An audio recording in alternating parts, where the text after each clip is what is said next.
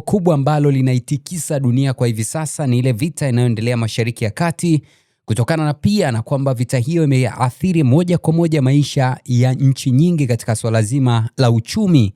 Sasa habari mpya ni kwamba Irani imetangaza kuwa jeshi lake litashambulia majeshi ya Marekani endapo yatajaribu kuingia katika mlango wa Hormuz, kufuatia tangazo la rais wa Marekani Donald Trump kuhusu operesheni ya kusaidia meli kupita katika eneo hilo. Kwa mujibu wa taarifa ya jeshi la Iran kupitia kituo cha utangazaji cha taifa,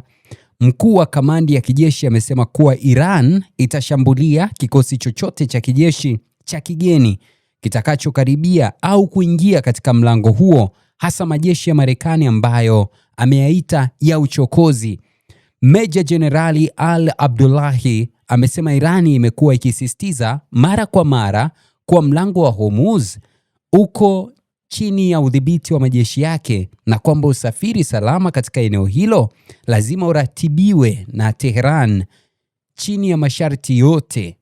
Tishio hilo linakuja baada ya Marekani kutangaza operesheni itwayo Project Freedom ambayo itahusisha meli za kivita,